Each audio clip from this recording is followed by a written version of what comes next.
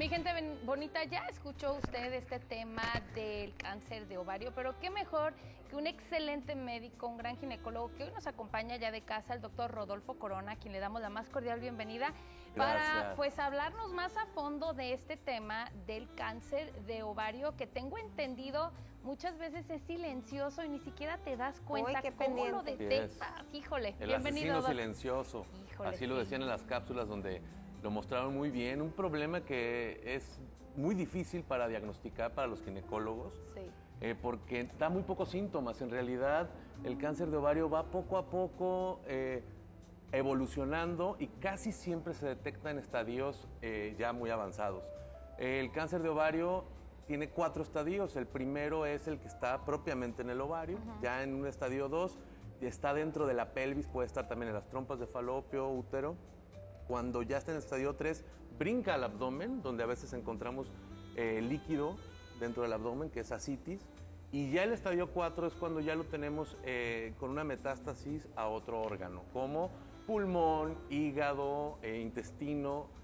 Y la verdad es que el 75% del cáncer de ovario se detecta en el estadio 3, cuando ya está diseminado a otros cuerpos. Y esto es por lo que platicábamos y lo que veíamos en las cápsulas, que tiene síntomas muy difíciles de comprender, no son tan marcados y son silenciosos. De hecho, yo recuerdo cuando estudiaba medicina una frase que me quedó muy marcada en un libro donde estaba leyendo sobre cáncer de ovario, que decía que es silencioso y que es un cáncer que evoluciona en un mar de antiácidos. ¿Por qué? Porque algunos de los síntomas son esta inflamación, lo confunden con una colitis, lo confunden con nada más me está doliendo, traigo gastritis. Y en todos estos, pues uno se toma un antiácido, analgésicos, y ahí va evolucionando. Y tenemos muy pocos síntomas que sean determinantes y eso hace muy difícil la detección.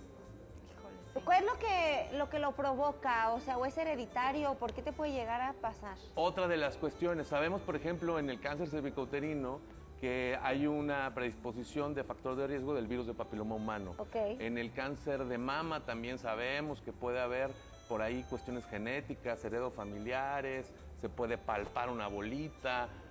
Como en el cervicouterino podemos poner un espejo y detectarlo. El problema del ovario es que no es visible, no tenemos algo directo para verlo y que no hay una causa directa como tal. Sí, en algunos casos está implicado algunos de los genes que pueden mutar, también los mismos del cáncer de mama, BRCA1, BRCA2, pero en realidad tampoco quiere decir que si alguien tiene esa mutación genética, forzosamente le vaya a dar cáncer de ovario. Entonces, factores de riesgo como tal, que no son causas, porque no se ha podido determinar cuál, pues sí, desde luego, y lo mencionaban en la cápsula, una alimentación que no sea adecuada, las pacientes que tienen sobrepeso, las pacientes que tienen obesidad, tabaquismo, un sistema inmune alterado, es decir, sus defensas bajas por a lo mejor alguna enfermedad como la diabetes que esté descontrolada, pero como tal no hay algo específico que nos apunte o que nos ayude a hacer un cribado. Un cribado es hacer un screening, es como estudios de control, como existe el Papa Nicolau en otras cuestiones, ¿no?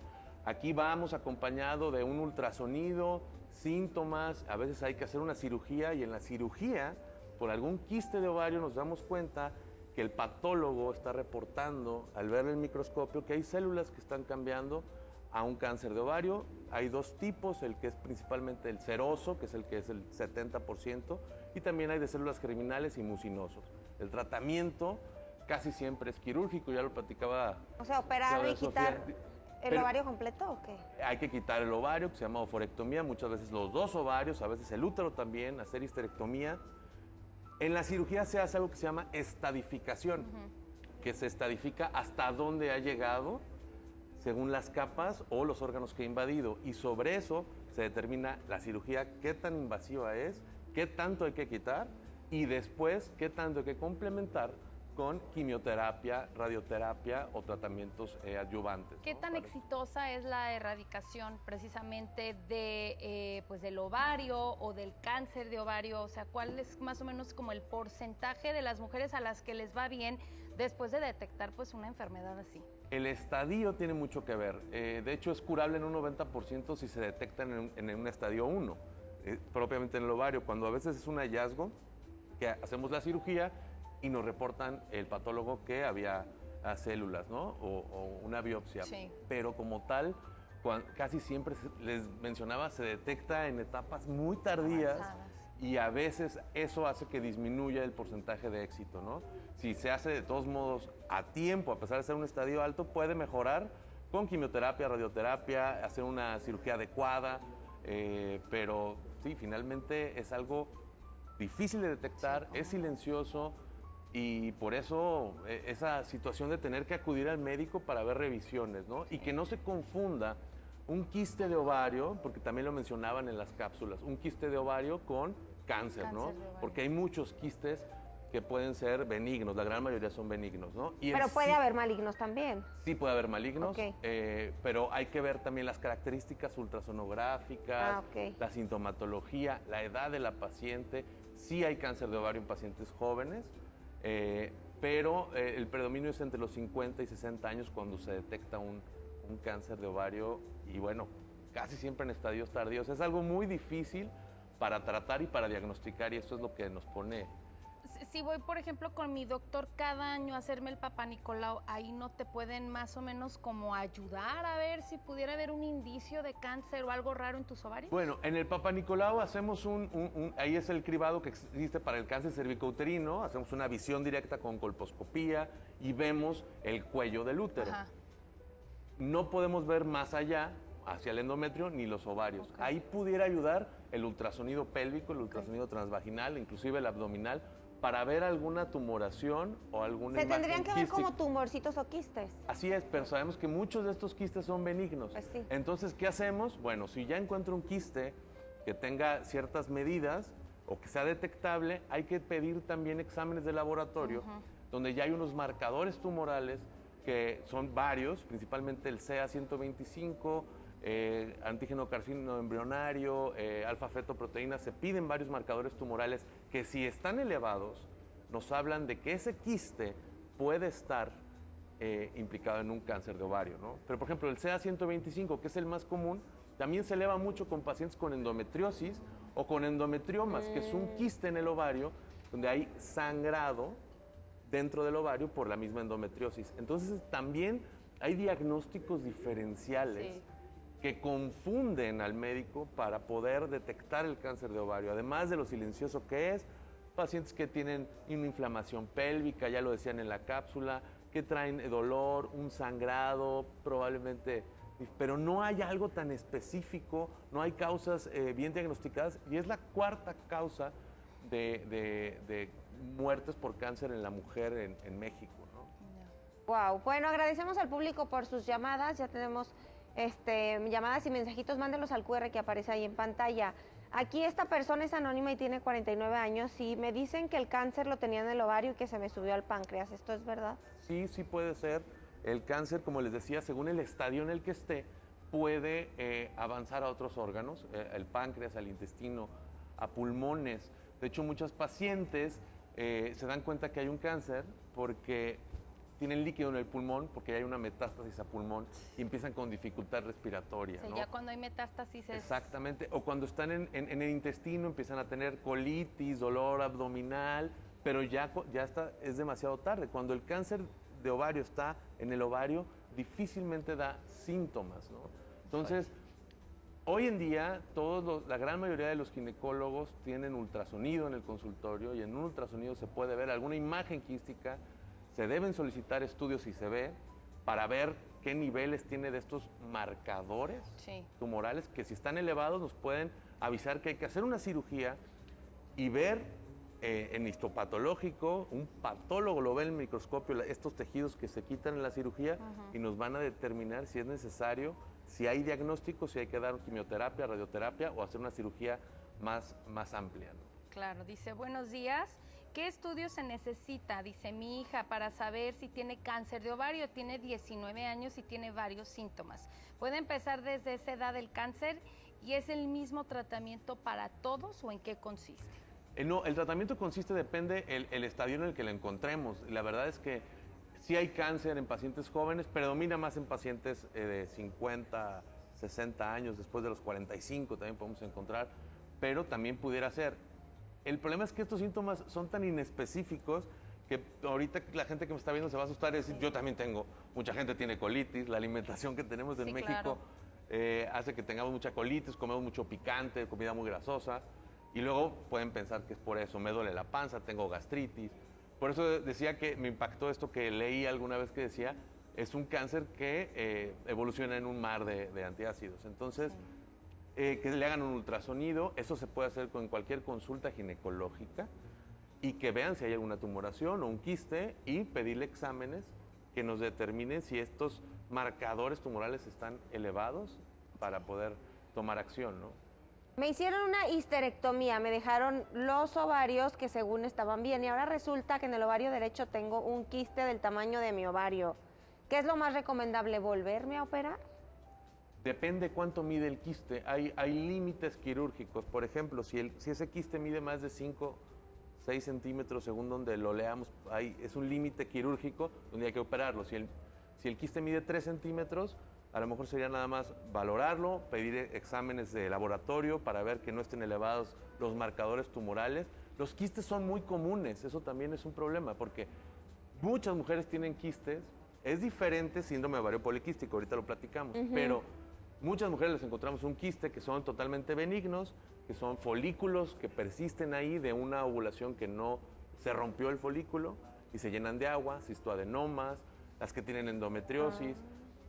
Muchas veces, a lo mejor a ella le quitaron la matriz, que es lo que le hicieron una histerectomía, pero dejaron los ovarios, que es lo que se debe hacer si la mujer estaba joven, porque los ovarios siguen produciendo estrógenos y hormonas.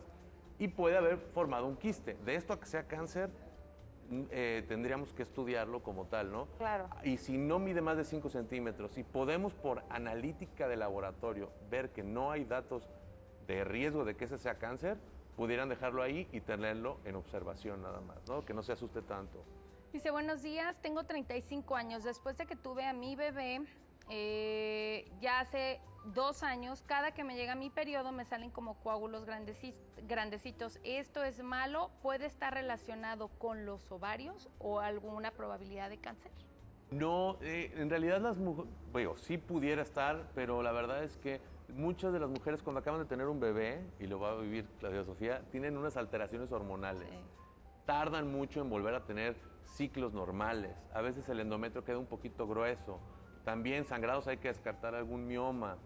Pero también la prolactina, cuando están dando pecho, también hace alteraciones a nivel de las hormonas que se producen en la hipófisis y tienen ciclos casi siempre irregulares, a veces reportan mucho sangrado, pero como tal un cáncer de ovario, que es de lo que estamos hablando, no va a repercutir en temas de sangrado casi siempre, ¿no?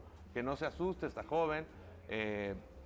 También uno de los factores de riesgo es no tener hijos. Las mujeres que tienen hijos, hay estudios que dicen que puede ser protector el haberse embarazado. ¿No causa infertilidad el cáncer de ovario o sí?